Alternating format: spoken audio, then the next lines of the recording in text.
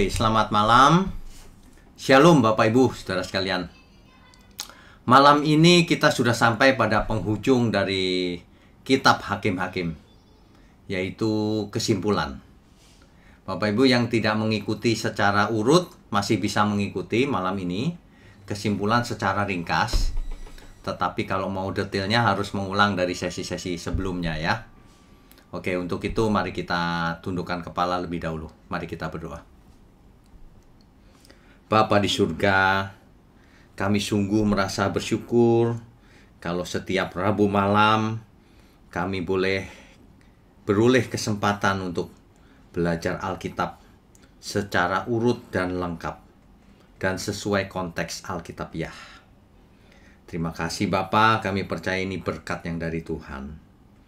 Juga mohon berkati setiap kami, semua dari kami yang mendengarkan firman-Mu ini. Juga berkati mulut hamba-Mu untuk menyampaikan kebenaran ini. Hanya di dalam nama Tuhan Yesus kami berdoa dan mengucap syukur. Amin. Malam ini adalah sesi ke-7, yaitu sesi terakhir Kitab Hakim-Hakim. Kita akan membahas kesimpulannya. Ya. Baik, Bapak Ibu sekalian, di sesi yang lalu kita sudah membicarakan tentang hal ini, yaitu kitab Yosua. Sebelum Hakim-Hakim kan Yosua. Yosua di pasal-pasal terakhir itu dikisahkan bahwa Yosua membagi tanah pusaka Kanaan yang sudah berhasil diduduki, dibagi berdasarkan besarnya suku dan buang undi. Inilah hasilnya, peta di sebelah kanan ini. Ya, inilah penggenapan janji Allah kepada Abraham dan keturunannya. Sudah kita bahas di kitab Kejadian, seri kitab Kejadian. Kejadian pasal 12 ayat 1 dan 7, pasal 15 ayat 7, dan pasal 48 ayat 4. Tetapi sayang sekali, perintah Tuhan tidak ditaati secara 100%. Tidak semua suku Kanaan diusir dari tanah itu rupanya. Nah, ini akan menimbulkan persoalan tersendiri. Ini yang akan kita lanjutkan. Ya. Nah, pesan terakhir Yosua sebelum mati, kuatkanlah benar-benar hatimu dalam memelihara dan melakukan Taurat. Kita sudah membahas bahwa kitab Taurat diberikan, hukum Taurat diberikan oleh Tuhan kepada Israel melalui Musa di Gunung Sinai. Sudah kita bahas di sesi-sesi yang lalu. Nah, Yosua menyampaikan pesan terakhir sebelum mati. Jangan kamu bergaul dengan bangsa-bangsa yang masih tinggal, sehingga kamu nanti terpengaruh. Kamu nanti beribadah kepada allah-allah mereka. Kamu nanti kawin campur dan sebagainya. Nanti kamu menjadi seperti orang Kanaan. Nah, itu peringatan Yosua. Bangsa itu menjawab begini, jauhlah kiranya kami meninggalkan Tuhan dan beribadah kepada Allah lain. Memang benar, yang mengatakan ini memang tidak beribadah kepada Allah lain, taat. Sampai Yosua dan tua-tua mati semua. Sampai generasinya berganti generasi, barulah terjadi penyelewengan lagi. Ya, maka matilah Yosua di usia 110 tahun. Lalu dikubur di pegunungan Efraim. Nah, setelah Yosua mati, Israel masih beribadah kepada Tuhan sampai para tua-tua dan orang-orang yang mengenal perbuatan Tuhan masih hidup. Setelah mereka mati semua, barulah kisahnya dimulai dengan hakim-hakim. Ini dia. Nah, generasi yang baru bagaimana? Inilah kitab Hakim-Hakim. Kalau kita lihat timeline-nya, timeline itu garis waktu ya. Saya mau highlight dulu garis waktunya. Kalau di tahun 1440 ini Israel keluar dari Mesir, dipimpin oleh Musa. Ini ya Bapak Ibu ya. Lalu 1 tahun kemudian sudah sampai di Gunung Sinai. Tahun 1445. Ini sebelum Masehi ya semuanya ya. Bangsa Israel menerima Taurat, 10 firman Tuhan. Nah, kemudian memasuki Kanaan di 1406 sebelum Masehi. Ini memasuki Kanaan. Jadi kira-kira 40 tahun kemudian setelah keluar dari Mesir. Itulah sebabnya sering disebutkan 40 tahun mengembara di gunung, di gurun pasir, di padang pasir. Sehingga sampai di Kanaan 1406 sebelum Masehi. Bapak Ibu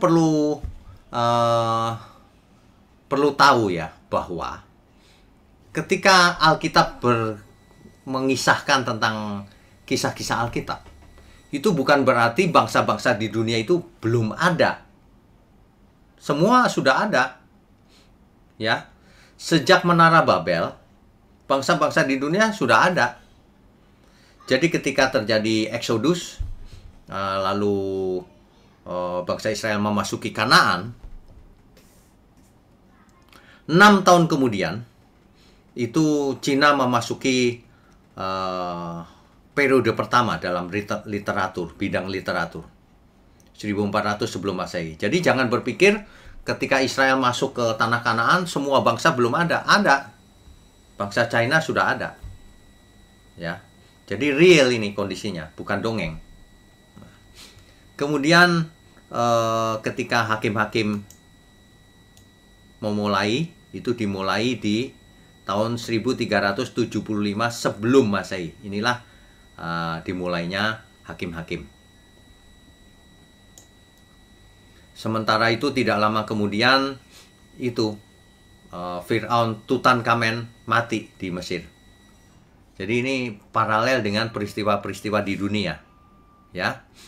Kemudian Deborah tahun 1209 sebelum Masehi, Gideon 1162 sebelum Masehi, kemudian lahir Samuel 1105.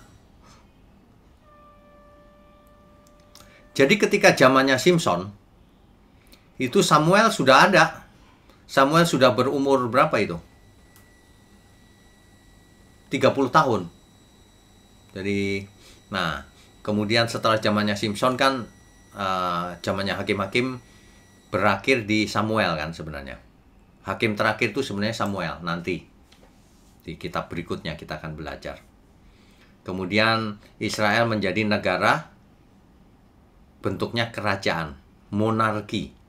Dengan raja pertamanya adalah Saul. Dan ini akan kita bahas di sesi-sesi mendatang. Untuk itu Bapak Ibu terus ikuti seri panjang ini. Kita sedang menjelajahi Alkitab secara urut, tetapi sekaligus kontekstual dan alkitabiah. Inilah metode belajar yang menurut saya sangat efektif, sehingga orang tidak bosan atau tidak ngantuk karena menarik, ya. Sekaligus ada aplikasinya. Oke, sekarang kita lanjutkan. Ya, ini timeline juga sama, cuma digambar dengan cara yang lain. Ini ya, sama sih. Jadi, periode hakim-hakim ini yang saya kasih tanda ini, itu dimulai 1375 sebelum Masehi sampai 1050 sebelum Masehi. Kira-kira begitu. Nah, setelah masa hakim-hakim ada yang namanya United Kingdom. Masa kerajaan, zaman kerajaan Israel. Monarki, ya. Oke, kita lanjutkan dulu. Kalau kita bicara kitab hakim-hakim, mengapa sih kitab hakim-hakim ini ditulis? Tujuannya adalah mencatat bahwa Tuhan sangat tegas menghukum umat yang berdosa, meskipun umat pilihan, dengan meninggalkan Tuhan. Jika umat pilihan melakukan yang jahat di mata Tuhan, dengan meninggalkan Tuhan dan menyembah dewa-dewa Kanaan, maka Tuhan menghukum umat itu, yaitu ditindas oleh orang-orang Kanaan. Tetapi ketika Israel berseru kepada Tuhan, minta ampun, maka Tuhan mengulurkan pertolongannya dengan membangkitkan seorang hakim bagi mereka. Istilah hakim, ingat ya, bukan hakim seperti zaman sekarang yang mengadili gitu, bukan. Istilah hakim di sini adalah pemimpin yang akan membebaskan mereka. Tetapi umat Israel begitu sang hakim mati, mulai lagi dia. Bandel memang, tegar tengkuk dan bebal. Padahal Tuhan sangat mengasihi mereka loh. Penulis dari kitab Hakim-Hakim, kemungkinan Samuel tidak bisa dipastikan. Ya.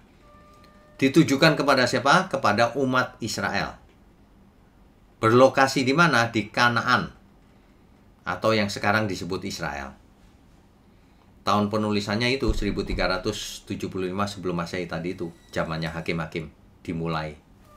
Ya. Oke, kita lanjutkan. Nah, setelah Yosua mati, kita harus ingat, ini adalah slide pertemuan kita yang lalu sebenarnya, bahwa peperangan yang terjadi itu tidak tuntas seperti yang diperintahkan Tuhan. Contohnya Bani Yehuda tidak menghalau penduduk yang di lembah. Contohnya Bani Benyamin tidak menghalau orang Yebus dari Yerusalem. Dan lain-lain kita sudah bahas. Ini listnya. Ini daftarnya. Saudara. Jadi di Kanaan masih banyak orang Kanaan. Karena tidak semuanya diusir. Ya. Oke, kita lanjutkan. Nah, umat Israel setelah Yosua mati tidak memiliki satu pemimpin yang kuat. Kan mereka belum punya raja, belum punya pemimpin yang kuat. Kan waktu keluar dari Mesir, pemimpinnya sangat kuat. Musa. Penggantinya Musa, Yosua sangat kuat. Tapi setelah Yosua mati, tidak ada pemimpin yang kuat yang memimpin mereka. Dan mereka sudah terbagi menjadi 12 suku. Dengan masing-masing tanah pusakanya. Tidak ada pemimpin yang membuat mereka bersatu. Tuhanlah yang seharusnya menjadi raja mereka. Nah, bentuk pemerintahan seperti ini disebut teokrasi. Tuhan yang memimpin. Teokrasi. Tetapi umat Israel tidak menganggap Tuhan sebagai rajanya. Mereka malah menyembah Allahnya orang Kanaan. Mereka menjadi seperti orang Kanaan. Itulah yang dikhawatirkan oleh Yosua ketika mau mati kan. Pesannya, kamu nanti jangan bergaul. Nanti kamu jadi seperti mereka. Israel belum berbentuk kerajaan ketika itu. Nah, ketika Israel melakukan apa yang jahat di mata Tuhan, maka mereka ditindas oleh orang Kanaan. Kan begitu. Setelah beberapa tahun barulah mereka berseru kepada Tuhan minta pertolongan. Lalu Tuhan membangkitkan seorang hakim yang membebaskan mereka dari penindasan. Siklus ini berulang terus. Kita sudah bahas juga ya. Oke, kita lanjutkan dulu. Ya.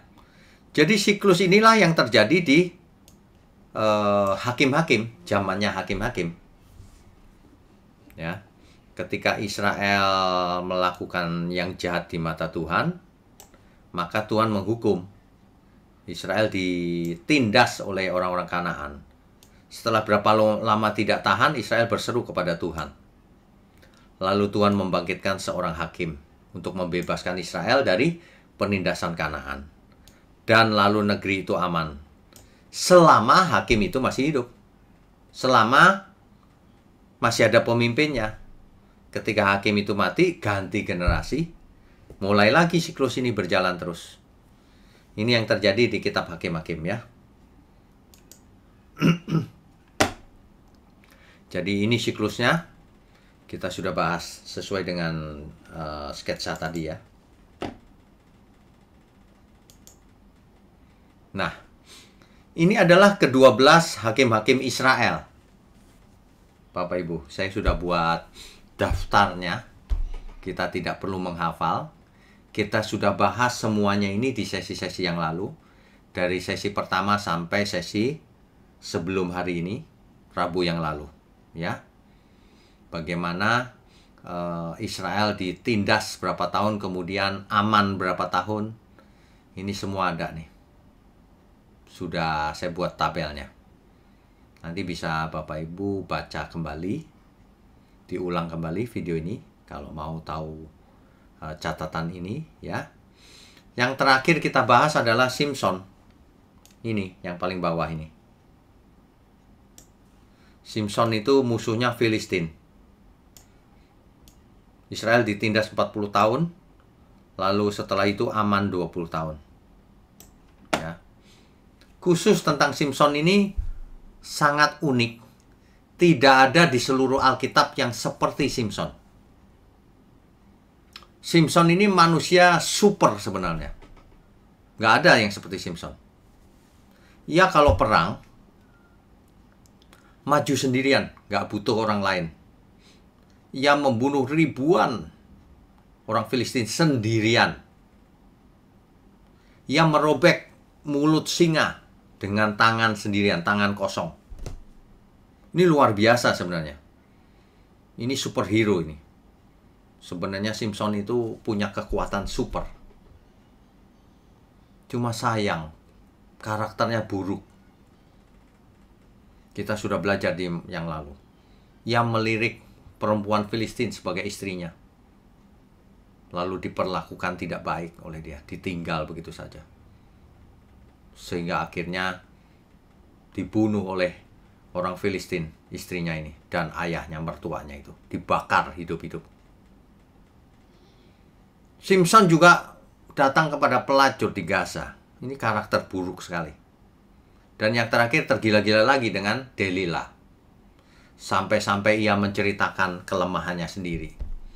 Bahwa rambutnya tidak boleh dipotong. Akhirnya ia menanggung akibatnya. Matanya dicungkil, ia dikerja paksa. Masih mending detik-detik terakhir ia minta kepada Tuhan dan diberi. Rambutnya juga sudah tumbuh sih. Lalu kuil Dagon. Ia dibuat tontonan di kuil Dagon. Disuruh melawak. Rupanya Simson ini sebenarnya bisa menghibur juga. Ia pegang tiang itu. Tiang kuil Dagon itu yang menyangga seluruh bangunan itu. Sehingga semuanya mati. Orang Filistin. Termasuk raja-rajanya. Tragis ini sebenarnya. Ini luar biasa ini. Sebenarnya Simson kalau dia benar ya, tenaganya super, seorang nasir Allah, ia bisa menyelesaikan tugasnya dengan lebih baik. Tidak harus mati mengenaskan begitu. Ini jadi pelajaran buat kita semua nanti ya. Nanti di akhir kita akan tarik hikmatnya. Ini saudara. Jadi peta di sebelah kiri ini mengisahkan bahwa masing-masing hakim membela daerah yang berbeda-beda. Misalnya Othniel ada di sini, Simson ada di sini, Yefta ada di sini, ya, dan lain-lain. Gideon ada di sini, Deborah ada di sini, dan lain-lain. Jadi para hakim ini memimpin bukan seluruh Israel, hanya suatu daerah saja. Satu atau dua suku Israel saja. Makanya Israel terpecah-pecah. Ya. Ada 12 kalau kita hitung. Tidak termasuk Abimelek. Ingat. Tidak termasuk Abimelek. Abimelek ini mengangkat dirinya sebagai raja. Padahal nggak ada yang angkat. Tidak dianggap sebagai hakim. Contoh yang buruk tuh Abimelek. Oke, kita lanjutkan.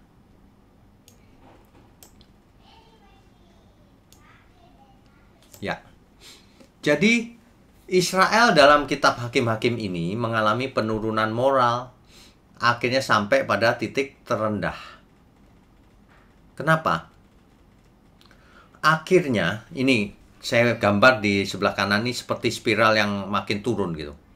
Dari Othniel, Ehud, Deborah, lalu Gideon, Yefta, Simson makin terpuruk ke bawah. Akhirnya terjadi perang saudara malah. Ya.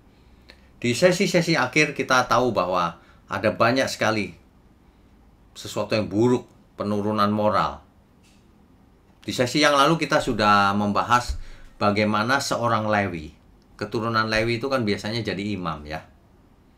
Seorang Lewi malah menjadi imam bagi kuil berhalanya Mika. Bahkan ketika ia ditawari oleh suku Dan, tawaran bayaran yang lebih besar untuk memimpin suku Dan dibandingkan dengan hanya menjadi imam di rumahnya Mika, ia mau. Wah, ini sudah jadi imamnya kuil berhala, tidak setia lagi. Contoh yang buruk sekali ini, seorang Lewi ini. Jual diri dia. Suku Dan harusnya sudah mendapatkan tanah pusaka sesuai dengan di zamannya Yosua sudah dibagi-bagi. Tapi rupanya suku Dan tidak bisa mengatasi penduduk yang di situ. Ia migrasi ke utara, merebut tanah yang di utara, lalu mendirikan kuil di sana dan menyembah berhala. Menyembah berhala yang dibuat oleh Mika. Ya. Di samping itu orang-orang Benyamin menjadi seperti orangnya Sodom dan Gomora. Bayangkan, ada tamu yang menginap, dikeroyok supaya dikeluarkan, mau dipakai mereka, mau diperkosa sama mereka. Ini sama persis ceritanya dengan Sodom dan Gomora. Ya, akhirnya orang Lewi mengeluarkan gundiknya. Gundiknya diperkosa sampai mati. Ini luar biasa kerusakan moralnya. Akhirnya terjadilah perang saudara. Suku Lewi dikisahkan ia memotong-motong mayat, gundiknya itu jadi 12. Waduh. Suku Benyamin akhirnya diserang oleh seluruh suku. Terjadi perang saudara. Dan suku Benyamin hampir punah, disisakan 600 orang saja. Kitab Hakim-Hakim ini tragis, saudara. Sudah tragis, penuh kekerasan, brutal ya. Sampai ada mutilasi segala. Rusak bangsa Israel moralnya. Mereka menjadi seperti orang Kanaan. Oke, kita lanjutkan dulu ya.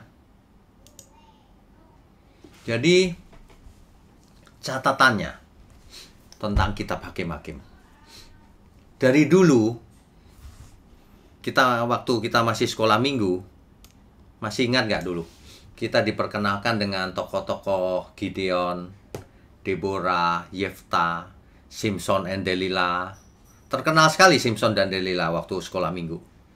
Dan ceritanya baik-baik saja gitu. Simpson memang buat salah, tapi semuanya diperhalus.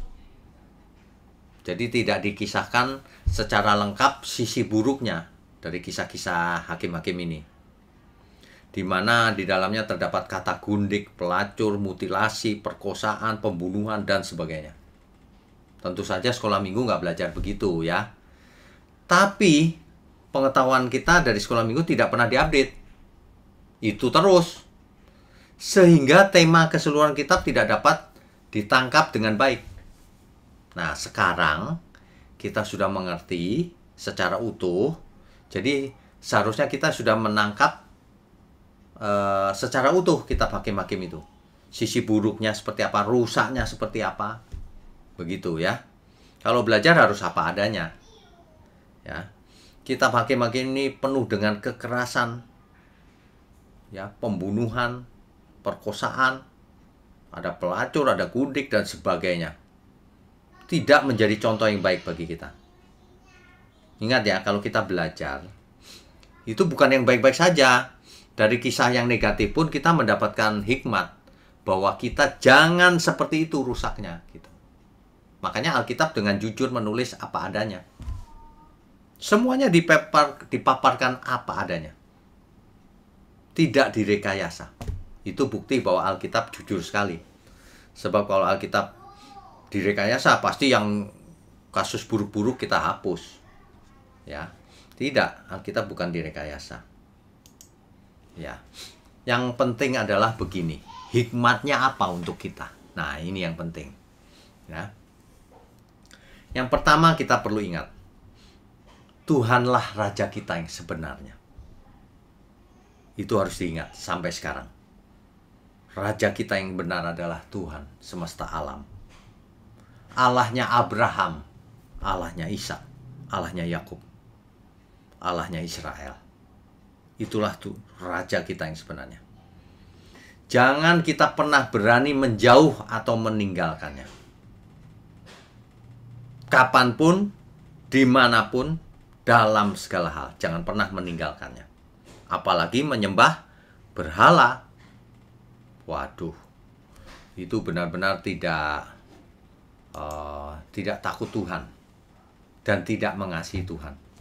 Ya, jadi meskipun Tuhan begitu mengasihi umatnya, tetapi jika umatnya meninggalkannya dan tidak mau bertobat, maka akan binasa juga.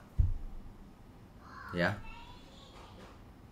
jika kita dipercaya untuk melayani Tuhan, Simson dipercaya Tuhan untuk menjadi nasir Allah dengan kekuatan super. Tapi Simson tidak peduli dengan hal-hal yang rohani. Perbuatannya benar-benar berandal. Detik terakhir aja, karena dia mau membalaskan matanya yang buta itu, ia minta kepada Tuhan. Tapi selama hidupnya ia tidak rohani sama sekali. Ya. Jadi kalau kita zaman sekarang menjadi umat pilihan, menjadi orang percaya, artinya dipercaya Tuhan juga, diberi Roh Kudus dalam diri kita. Jangan anggap enteng, jangan seperti Simson. Hiduplah kudus dan lakukan segala kehendaknya. Simson walaupun diberi karunia kekuatan super, ia tidak menggunakannya dengan baik. Ya. Akibatnya fatal, tetapi akhirnya masih untung dia bertobat pada akhirnya. Sebenarnya kalau seseorang diberi kekuatan super atau berbagai macam karunia, harusnya ia menjadi alat di tangan Tuhan yang efektif. Jangan jadi sandungan. Mestinya begitu loh. Jadi kalau kita belajar Alkitab, ya, jangan sampai kita itu membuat kesalahan yang sama. Gitu loh. Jadi jangan sampai berbuat kesalahan yang sama. Percuma kita belajar Alkitab kalau akhirnya nggak mau belajar. Tidak mengambil hikmatnya. Oke, kita lanjutkan dulu.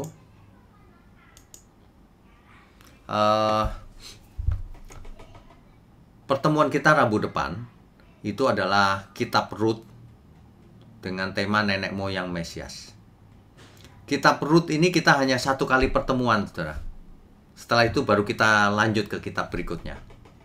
Jadi pastikan saudara ikut, sebab ini hanya satu kali kitab Rut itu.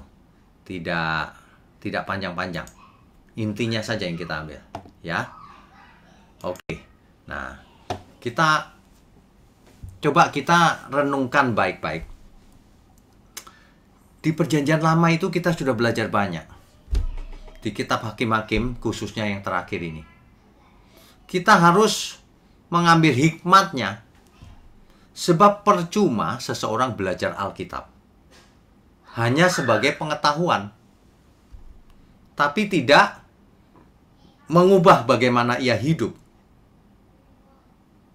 Aku mengerti begini begitu, percuma, saudara. Ada banyak orang mengerti Alkitab, sekolahnya juga teologi, berkhotbah, melayani, tapi hidupnya tidak seperti yang ia khotbahkan. Ya percuma juga. Ya. Nah, hikmat yang paling penting harus kita selalu ingat adalah begini. Memang kita tidak diberi kekuatan seperti Simson dengan kekuatan super.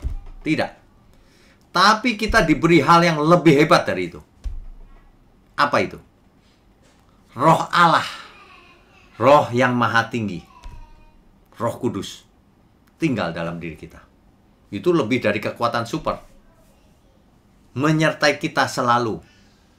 Sehingga tubuh kita menjadi bait Allah. Ini lebih dari kekuatan super karunianya.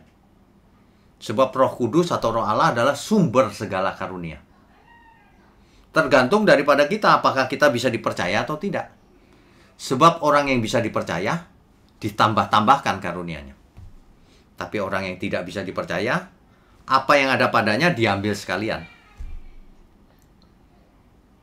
Ibarat orang diberi kepercayaan, nggak bisa dipercaya, diambil tugasnya, nggak usah deh. Gitu. Sekarang, kita umat pilihan, disetting supaya menjadi anak-anak Allah. Dengan karunia yang luar biasa, karunia sulung roh. Roh Allah tinggal dalam diri kita. Semua fasilitas sudah diberikan Tuhan. Sehingga harusnya kita menjadi anak-anak Allah. Itu nilainya lebih berharga dari seluruh kekuatan super apapun. Menjadi anak Allah. Saya ingatkan bagi kita semua, jangan kita bodoh. Sudah disetting menjadi anak Allah, malah punya proyek sendiri. Egonya diduluin. Serakah. Ingin ini, ingin itu. Jahat sama sesama. Itu orang bodoh namanya. Diberi karunia sulung roh, malah menganggap ringan. Nanti kau akan meraung-raung di kekekalan. Di neraka yang kekal. Ya. Dan tidak ada lagi pengampunan setelah itu. Makanya hari ini jangan anggap enteng. Banyak orang anggap enteng. Alkitab aku sudah tahu. Tahu apa? Taunya salah juga. Makanya belajar yang benar. Kita belajar sama-sama. Jadi yang lebih penting lagi adalah mari kita kenakan dalam hidup kita. Jangan kita seperti hakim-hakim yang makin lama moralnya makin tidak baik. Sudah diberi kesempatan, tapi tidak menggunakannya. Sudah ditebus dosa kita di kayu salib. Sudah diampuni. Diberi Roh Kudus, Roh Allah yang Maha Tinggi. Diberi firman Tuhan, Alkitab. Diberi Alkitab, nggak mau belajar juga. Ada online Bible study, nggak mau join juga. Pemalas memang. Ya. Allah menyertai dalam seluruh hidup. Tetap aja hidupnya bandel, tegar tengkuk, bebal. Mengerti sebagian Alkitab. Tidak melakukan juga. Jadi sebenarnya pantas kalau manusia itu masuk neraka. Pantas sekali. Sebab Tuhan sudah mengalah, sudah sangat mengasihi. Kalau orang tidak mau bertobat juga, pantas masuk neraka memang. Jadi kalau di kisah dari Kejadian sampai hakim-hakim ini banyak sekali yang binasa, memang pantas mereka binasa. Sudah dikasih kesempatan balik lagi menyembah dewa, Baal, Dagon dan sebagainya. Pantas. Padahal Tuhan itu panjang sabar loh. Marilah kita di sisa umur hidup kita, siapapun saudara, tua, muda, miskin, kaya, nggak penting. Cepatlah bertobat. Ya. Amin, saudara. Amin. Kita lanjutkan dengan tanya jawab saja, diskusi. Ya, terima kasih Pak Winyo atas penjelasannya. Kita akan langsung ke tanya jawab dari Bapak Payaman Sinambela. Silakan Pak. Di-unmute. Pak Payaman, silakan. Shalom, selamat malam Pak. Shalom. Kalau kita lihat sebetulnya Israel ini dilarang Tuhan untuk dengan orang Faris. Kemudian dalam kita lihat sekarang ini kayak apalagi lihat di Abang banyak perkawinan yang tidak satu agama berakhir tragis. Ya. Kebetulan di Abam sering muncul. Jadi malah Abam bukan hanya sebetulnya fokus pertanyaan Alkitabiah, tetapi banyak persoalan pribadi, rumah tangga, dan lain-lain. Nah, kemudian dalam kenyataan seringkali suatu pasangan kita kawin dan nanti akan aku ikut kau, apakah perempuan laki-laki untuk ikut percaya Yesus. Kemudian dalam hal ini dalam kenyataan juga tidak selalu mulus apa yang diikrarkan sebelum menikah mereka. Ya. Yang menjadi pertanyaan saya, Pak, apakah kejadian yang orang kawin dengan yang menyembelih berhala, apakah bisa kita katakan itu indikasi kepada perkawinan kita sekarang ini yang tidak percaya dengan Tuhan Yesus, sehingga berpotensi bahkan mungkin dominan untuk tidak harmoni dalam umat percaya atau umat pilihan kepada Tuhan Yesus. Terima kasih, Pak. Baik. Soal pernikahan ya Pak ya. Pernikahan itu kalau beda iman akan pasti timbul masalah, tidak mungkin tidak. Sedangkan yang seiman saja juga bisa timbul masalah, Pak. Karena yang namanya sesama Kristen juga doktrinnya beda-beda juga. Yang doktrinnya sama pun tetap bisa masalah. Mengapa? Karena kedewasaan iman pasangan hidup itu bisa beda-beda. Bisa terjadi konflik. Nah, makanya kalau seseorang menikah itu dibutuhkan kematangan sebenarnya, kedewasaan.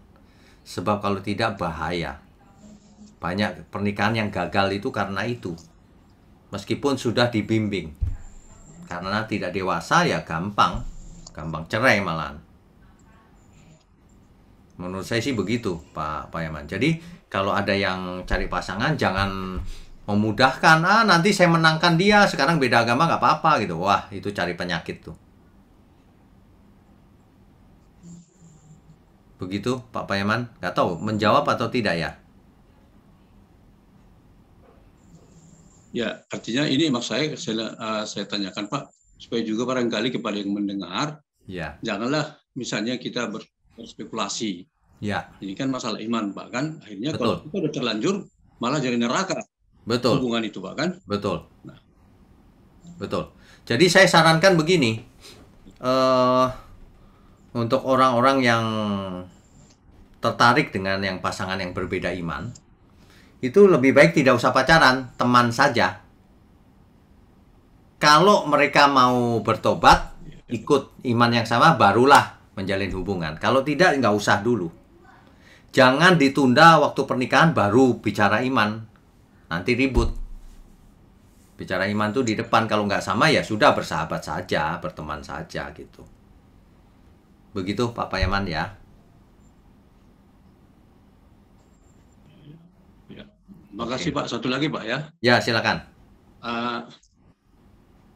Kalau kita lihat sebetulnya Israel ini sudah sejak berangkat dari Mesir, sudah dalam perjalanan pun sudah disebut keras kepala dan tegar tengkuk. Ya. Nah, kemudian padahal sebetulnya pengorbanan cinta kasih Tuhan kepada mereka luar biasa sebetulnya kalau kita lihat Pak. Sangat luar biasa. Tidak Pak. bisa masuk dalam pikiran. Ya. Kemudian menjadi pertanyaan saya Pak, apakah memang ini orang Israel itu sedemikian rupa? Apakah memang itu juga bermuara berhulu dari dosa manusia pertama Adam dan Hawa, atau memang udah karakter mereka demikian akibat kehendak bebas yang diberikan kepada mereka? Makasih Pak. Oke, sebenarnya menjawab hal ini tidak ada catatannya Pak, tetapi kemungkinan besar memang dari nenek moyangnya seperti itu. Misalnya Abraham. Abraham itu pernah menuding-nuding Tuhan Pak. Pernah marah sama Tuhan. Ngata-ngatain Tuhan. Jadi kemungkinan besar mereka itu ya memang sifatnya seperti itu. Jadi turun-temurun seperti itu gitu. Tapi ya tidak semua, ada yang taat juga. Nah, kalau hari ini saya tidak tahu. Kalau yang Alkitab begitu. Begitu Pak Yaman. Ya. Makasih Pak. Shalom. Oke, Tuhan berkati. Shalom. Ya, selanjutnya Bapak Asahel Santoso, silakan Pak. Pak Asahel, silakan. Selamat malam Pak Wigno. Malam. Saya mau tanya Pak. Kalau kita belajar Alkitab, kita akan melihat bahwa bangsa Israel kan keluar dari perbudakan Mesir, dituntun Tuhan menuju ke tanah Kanaan, tanah perjanjian. Ya. Nah, secara paralel kan kita umat-umat pilihan kan keluar dari perbudakan dunia ini, dituntun Tuhan menuju LP3, tanah perjanjian kita. Ya. Nah, setelah bangsa Israel itu sampai ke Kanaan, rajanya kan sebenarnya Tuhan itu sendiri. Ya. Allah itu sendiri, Elohim Yahweh ya, sebagai raja atas Israel. Ya. Nah, setelah kita juga sampai ke tanah perjanjian kita LB3, ya jelas nanti raja di atas segala raja pasti Tuhan. Ya. Nah, sistem pemerintahan di sana, apakah Allah akan membangkitkan hakim-hakim seperti Allah memakai hakim-hakim di bangsa Israel, atau bagaimana Pak sistem pemerintahan di LB3? Oh, oke. Kalau surga sudah dikatakan bentuknya kerajaan, Pak. Kerajaan surga. Tidak pernah hakim-hakim surga. Jadi kalau di surga sudah pasti kerajaan, artinya rajanya Tuhan sendiri. Itulah sebabnya di Perjanjian Baru dikatakan demikian di Lukas berapa yang kemarin sudah kita bahas. Barang siapa yang tidak suka aku menjadi rajanya, bawa kemari dan bunuhlah di depan mataku. Artinya orang itu pasti binasa kalau menolak Tuhan menjadi rajanya gitu. Nggak ada cerita hakim-hakim lagi, Pak. Oke, berarti kalau raja berarti ada seperti menteri atau staf-stafnya gitu paling ya, Pak? Oh ya, sangat mungkin kalau itu. Kan kalau pemerintahan itu kan ada yang diperintah, ada stratanya, itu sangat mungkin, Pak. Oke, Pak. Clear, Pak Wignyo. Terima kasih. Tuhan berkati. Ya, selanjutnya Bapak Pantas atau Ibu Eni, silakan. Pak Pantas, silakan. Pak Wignyo, saya tanya, Pak. Bu Eni, ya silakan. Ya. Pak, saya mau nanya, itu kan keturunan dari Ishak itu kan Yakub dan Esau ya, Pak? Ya. Nah, dari 12 dari Yakub itu kan menjadi 12 suku Israel. Ya, benar. Apakah yang di Kanaan itu, apakah itu sisa orang yang di Kanaan itu, apakah keturunan dari Esau, Pak? Oke, baik. Jadi bisa jadi sebagian keturunannya Esau atau keturunan yang lain, karena manusia kan nggak cuma Yakub dan Esau gitu. Tapi itu menjadi tidak penting. Makanya di zaman sekarang kita sudah tidak menemui itu suku-suku itu. Yang ada tinggal Israel, yang lain sudah nggak ada sama sekali gitu. Jadi nggak penting yang lain menjadi gitu. Saya meninjak lanjut ya, Pak ya. Ya, boleh. Mengenai kesimpulan Bapak yang dari kitab hakim-hakim itu kan muncul 12 hakim. Ya. Ya, Pak. Mungkin pertanyaan dari istri, saya lanjutin, kok kenapa hakim-hakim itu muncul dari satu suku aja ya, Pak? Kenapa hakim-hakim itu muncul dari satu suku? Iya.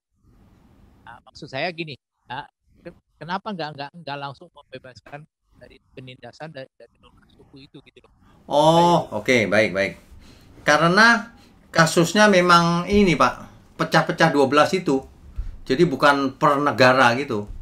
Waktu itu masih berupa apa ya namanya? Federasi, sekitar kayak negara bagian gitu, Pak. Jadi masih pecah-pecah gitu, nggak menjadi kesatuan. Nah, nanti waktu monarki jadi satu. Waktu kerajaan. Saul gitu, itu berkuasa seluruhnya gitu. Nah, ini masih kesukuan. Nah, jadi bisa disimpulkan waktu itu dalam kitab hakim-hakim itu bangsa Israel bukan dalam bentuk satu proses untuk mengenal Tuhan ya, Pak?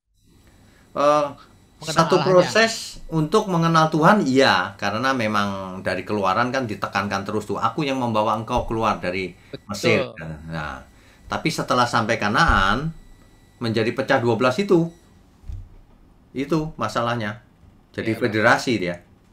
Enggak, maksud saya gini, setelah muncul hakim itu, apakah itu bisa dinyatakan sebagai itu proses gitu? Kalau dinyatakan sebagai proses bisa saja. Cuman nantinya Israel kan minta raja terus tuh, Pak, karena hal itu. Nah, itu ada kekurangannya juga, karena Tuhan memberikan peringatan, nanti kalau kamu punya raja, kamu dimintain pajak, anakmu perempuan diambil, laki-laki disuruh kerja ini itu gitu. Jadi serba susah juga. Sebenarnya harus mendengar suara Tuhan aja, Tuhan maunya bagaimana. Nah, ini enggak, dia ngotot minta raja. Nah, itu masalahnya. Mungkin kalau hakim-hakim itu Israel nggak ngotot minta raja, mungkin ada solusinya akhirnya yang kita nggak tahu aja gitu. Jadi itu merupakan proses juga supaya nanti bangsa Israel dikasih raja ya Pak. Menurut saya Pak.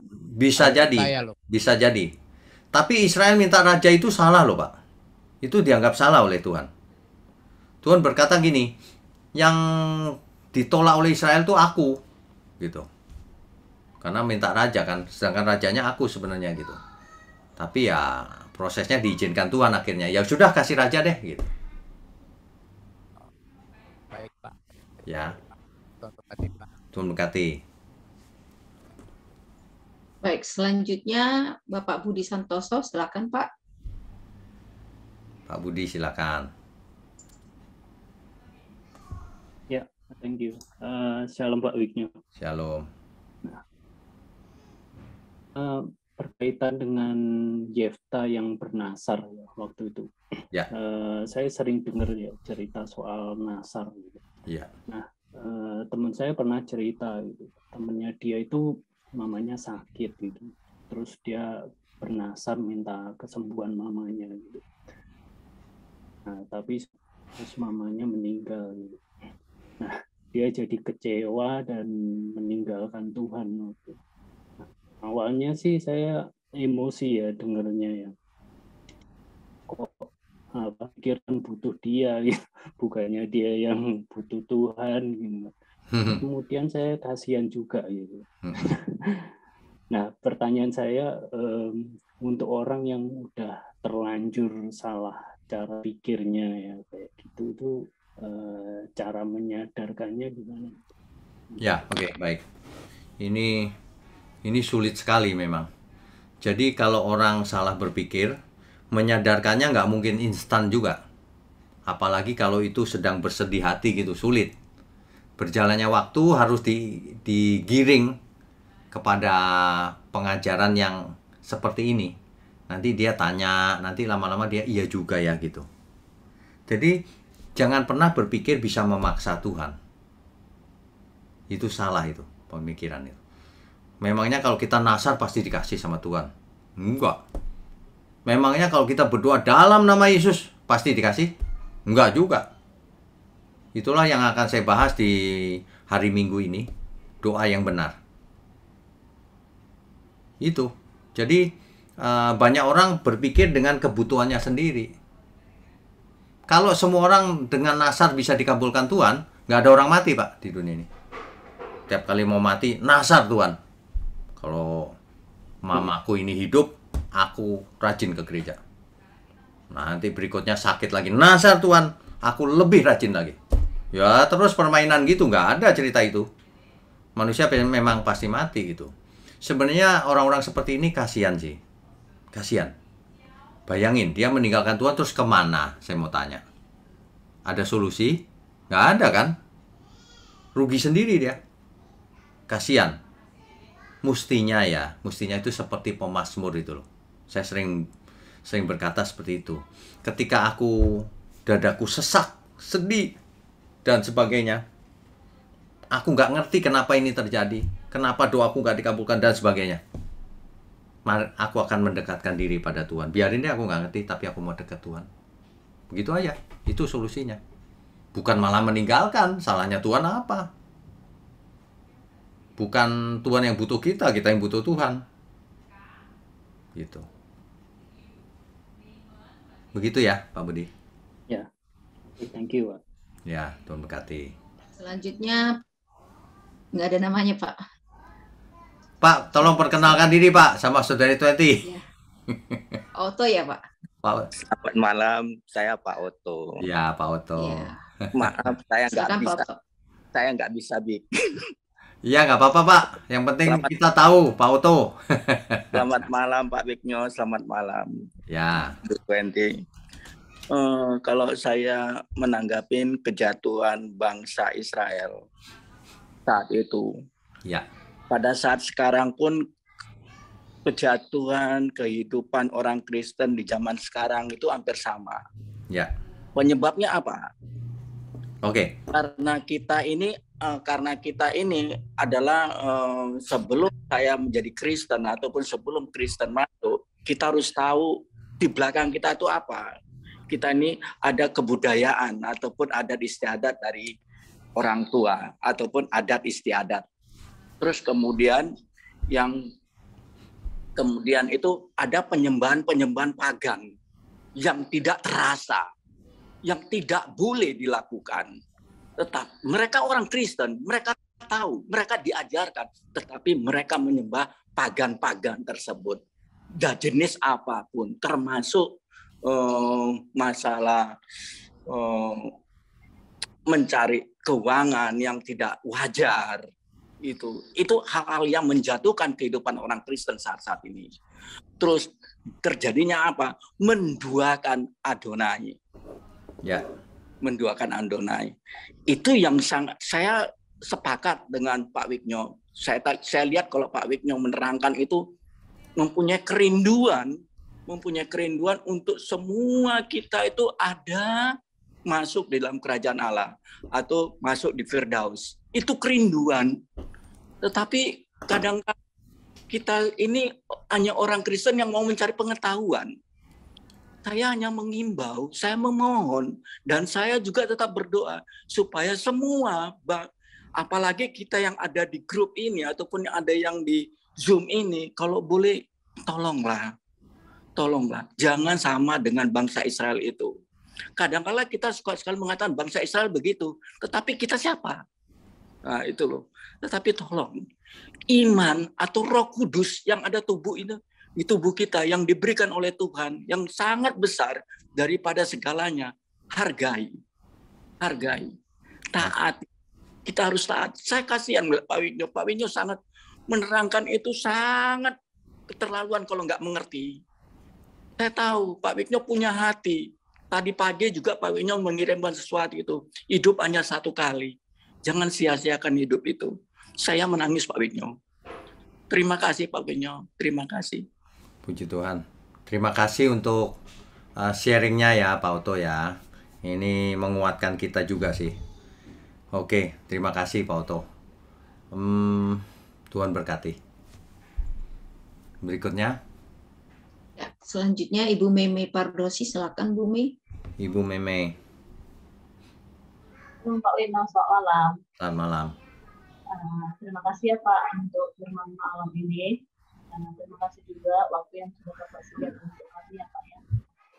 Terima kasih kepada Ibu Tenti. Sudah lama tak jumpa. Terima kasih ya Bu. Pak, saya mau tanya. Ini kan kita sudah belajar sampai hakim-hakim ya Pak ya. Ya.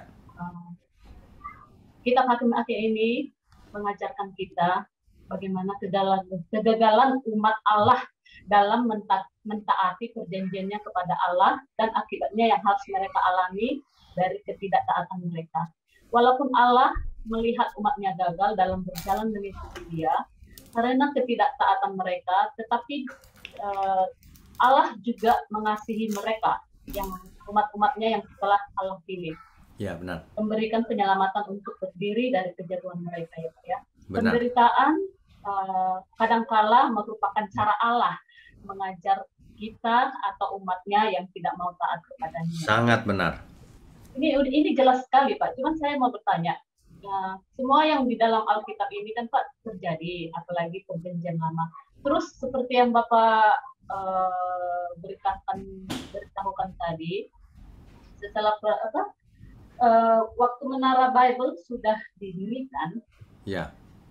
Bangsa-bangsa lain sudah ada ya Pak ya? Setelah itu terdapat bangsa-bangsa lain ya. Terus gimana dong Pak nasib bangsa-bangsa yang dulu, apalagi yang tidak mengenal Allah ya Pak ya? Mereka menyembah Allah mana ya? Oh, oke, baik. Jadi ketika itu tersebar, sebelum tersebar pun mereka sudah menyembah berhala. Jadi Menara Babel itu dibangun dalam rangka ingin menyembah dewa itu, dewa Babel itu.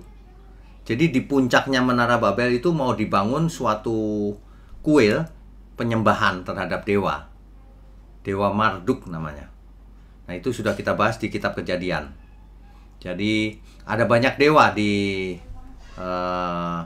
Babel sana. Jadi Menara Babel itu mau menyembah dewa. Jadi tidak heran kalau pecahan bangsa-bangsa itu mengenal dewa-dewa. Karena kejadian itu. Begitu, Pak. Jadi Pak, kalau bangsa Israel dulu bukan menyembah dewa ya Pak? Bangsa Israel sudah dikawal dari awal kan?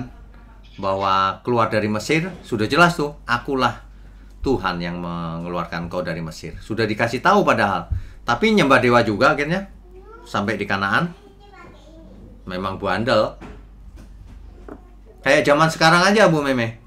Kita tahu ada Tuhan, ada berhala lah. Kalau orang larinya ke berhala ya, bagaimana jelasinya ya? Artinya orang tidak percaya. Gitu.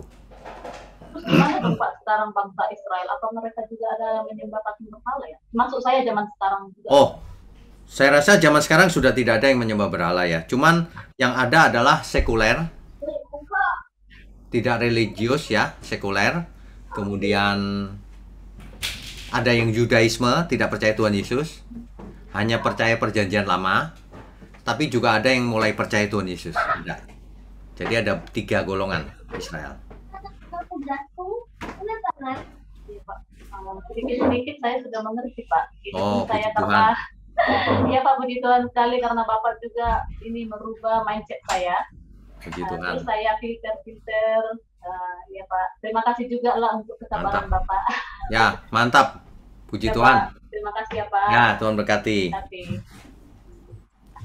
Ya, selanjutnya Bapak Rafri Renaldi, silakan Pak. Ya, selamat malam Pak Wiknyo. Selamat malam. Saya cuma minta klarifikasi Pak ya, tadi dari gambar tadi itu ada beberapa hakim-hakim yang bertugas Pak ya. Ya. Apa tadi Bapak bilang ini hakim-hakim ini bertugas khusus untuk orang-orang tertentu atau suku-suku tertentu, tidak secara keseluruhan atau bagaimana Pak? Iya, betul. Jadi hakim ini ditunjuk untuk mengatasi masalah di suatu lokasi, Pak. Misalnya Simpson gitu ya. Masalah terhadap Filistin. Bukan terhadap Amon yang lain-lain, enggak. Filistin. Itu contohnya. Makanya kalau kita lihat peta tadi itu kan jelas tuh Simpson adanya di sini, yang Deborah di sana, masing-masing tuh. Jadi bukan kesatuan. Oh ya, seperti Otniel misalnya dia ditugasi untuk melawan orang alam Pak ya, begitu Pak ya? Ya, betul. Karena yang menjajah. Tapi kenapa kita menyebut sebagai hakim-hakim Israel kalau gitu Pak? Kalau cuma untuk suku-suku tertentu saja. Loh, ini kan judulnya hakim-hakim, Pak. Hakim-hakim itu artinya kan lebih dari satu. Tepatnya 12 hakim Israel judulnya. Nah, ketika terjadi Filistin menindas Israel, maka timbul satu hakim, Simpson gitu. Itu hanya maksud saya begini Pak, hakim-hakim ini kan tadi ada kebetulan ada yang Pak siapa tadi itu bertanya apakah ini dari satu suku. Hakim-hakim ini kan timbul dari berbagai suku Pak ya, jadi bukan cuma satu ya, ada Yehuda, ada Efraim, ada Benyamin ya. Betul. Jadi mereka ini dimunculkan khusus oleh Tuhan untuk melawan satu bangsa gitu Pak ya. Satu atau dua musuh. Dua kasus gitu Pak ya. Ya, kasus. Oke, kalau gitu kemudian begini, ini hakim-hakim ini kalau kita berdasarkan dari awal Pak ya, dari kejadian sampai di keluaran sampai di ulangan selesai Yosua lalu lanjut ke hakim-hakim ini, kalau kita bilang apakah berdasarkan kronologis ini berlanjut terus Pak, artinya urutannya seperti ini atau kronologinya terputus di Yosua Pak? Kronologinya seperti ini Pak, ini kronologis nih, hakim-hakim ini kronologis, tahunnya, timelinenya jelas. Ini kronologis. Dari Yosua, hakim-hakim, kemudian ada Hud, lalu ada ada betul. Samuel. Betul. Betul Pak. Betul. Tadi kan saya sudah perlihatkan slide-nya itu ada tahun-tahunnya tuh setiap hakim. Ada. Tadi. Jadi memang masalahnya timbul Pak, hakim-hakim ini yang nulis siapa Pak? Nah, kalau yang nulis tadi kan sudah saya sebut tuh Pak. Kemungkinan Samuel, besar kan? Samuel. Nah, Samuel di sini kan belum lahir Pak. Sudah Pak. Samuel itu lahirnya sebelum Simpson. Bukannya di satu Samuel Pak, baru diceritakan Hana yang tidak kunjung hamil, dia berdoa di Silo Pak. Ya, tapi tahunnya bukan berarti itu kronologis begitu Pak. Samuel itu lahirnya sebelum Simpson. Sebelum Simpson. Iya. Berarti 1 Samuel mestinya di depan dong kalau gitu. Ya, tapi kan ini mau menyelesaikan satu kisah dulu gitu loh. Oh iya. Jadi kadang-kadang Alkitab itu tidak benar-benar kronologis juga, Pak. Kadang-kadang ngulang, kadang-kadang overlap gitu. Gitu. Oke, Pak. Nah. Itu aja, Pak. Thank you, Pak. Oke, Tuhan berkati. Ya, selanjutnya Ibu Ina Suryani. Ibu Ina, silakan Bu.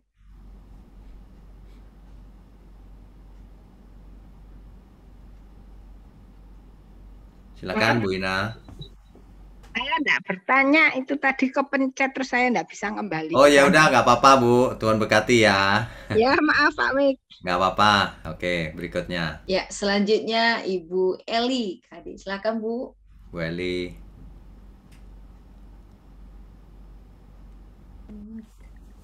Iya, Pak Wignyo, salam Pak Wignyo. Shalom. Saya ingin tanya ya. Iya.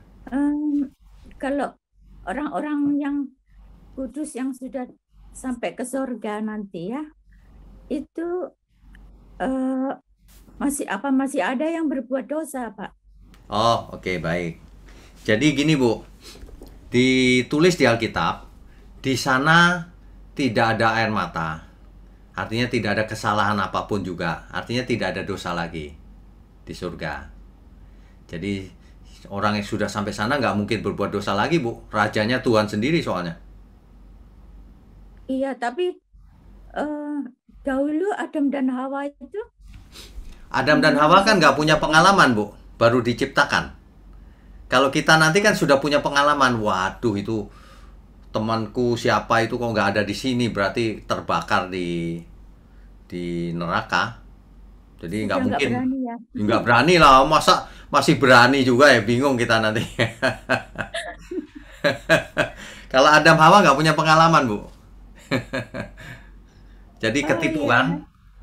Gitu. Nanti kalau berani bisa diusir lagi ya. Jelas. Tapi tidak mungkin, Bu. Tidak mungkin berani. Oke. Ya. Iya, terima kasih Pak Wignyo. Oke, Tuhan berkati. Sudah selesai, Pak. Habis ya, Tenti ya? Iya, Pak. Oke, kalau gitu, baiklah. Ini baru jam berapa ini? Oh. Oke, Bapak Ibu, malam ini kita sudah selesaikan kitab Hakim-Hakim. Rabu depan kita akan sekali pertemuan menyelesaikan kitab Rut, ya. Dan kita akan maju terus ke depan, menelusuri seluruh Alkitab. Jadi kita sebenarnya sedang mengeksplorasi Alkitab. Bukan sembarangan, dengan metode yang jarang dipakai orang juga. Urut, tetapi bukan hanya biblika, bukan hanya berdasarkan kitab itu. Tetapi begitu kita ketemu dengan topik tertentu, kita selesaikan secara sistematika teologis. Artinya kita selesaikan secara alkitabiah. Pada akhirnya bagaimana? Apakah masih berlaku perintah ini atau tidak? Gitu. Nah, sangat berbahaya kalau orang berhenti pada satu ayat, atau pada satu kitab, atau bahkan di perjanjian lama saja. Nanti orang itu berpikir ini masih berlaku, padahal di perjanjian baru sudah dibatalkan, tidak berlaku. Contohnya, sunat dikatakan hukum yang kekal di perjanjian lama, tapi udah nggak berlaku hari ini. Kalau orang mau sunat alasan kesehatan ya boleh, tapi nggak ada hubungan dengan keselamatan. Begitu ya. Baik, saya rasa cukup malam ini. Mari kita tundukkan kepala, mari kita berdoa. Bapa di surga, terima kasih Tuhan untuk malam ini. Sekali lagi kami dicelikkan mata rohani kami, agar kami mengerti ketika kami diberi karunia, artinya kami punya tanggung jawab yang lebih besar. Kami tidak mau membuat kesalahan yang sama seperti tokoh-tokoh perjanjian lama. Kami mau terus belajar agar semakin hari semakin berkenan bagi Tuhan. Terima kasih Bapa. Secara khusus hamba ingin berdoa juga untuk tangan-tangan yang mendukung pekerjaan-Mu. Engkau berkati berlimpah-limpah agar mereka pun menjadi berkat bagi sesamanya dan juga mendukung pekerjaan Tuhan. Juga semua kami Tuhan. Sebelum kami sudahi, kami mau terima berkat. Berkatilah kami Tuhan. Dengan kesehatan, umur panjang untuk kemuliaan Tuhan. Terima kasih, hanya di dalam nama Tuhan Yesus Kristus kami berdoa dan mengucap syukur. Haleluya. Amin.